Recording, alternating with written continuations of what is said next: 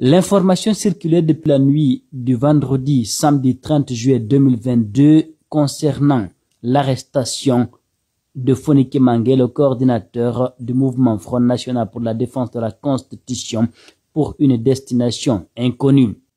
Le Front National pour la défense de la Constitution vient de réagir à travers ses réseaux sociaux.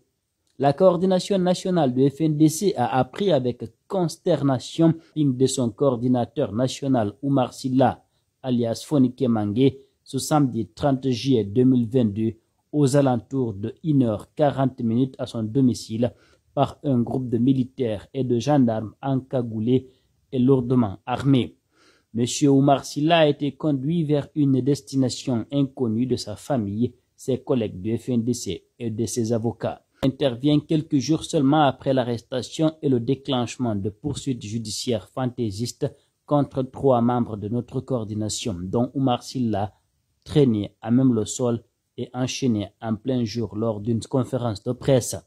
La coordination nationale de FNDC rappelle à l'opinion nationale et internationale qu'elle a toujours réaffirmé que ses membres étaient parfaitement disposés à répondre à toute convocation de la justice dans le respect toutefois des règles et procédures en vigueur.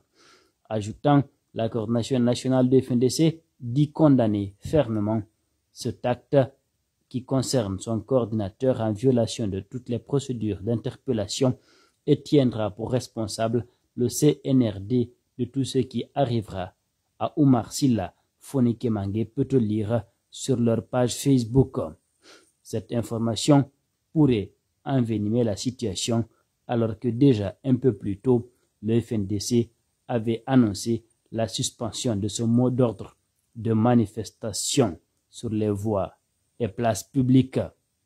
Une suspension qui fait suite à un entretien avec Umaru Sissoko Embalo.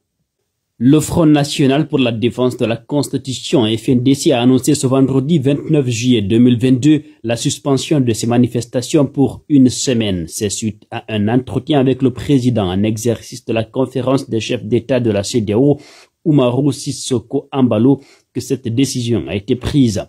L'entretien qui a eu lieu ce soir a notamment porté sur la situation sociopolitique en Guinée, marquée par une dégradation profonde des relations entre la junte militaire et une partie de la classe politique et de la société civile.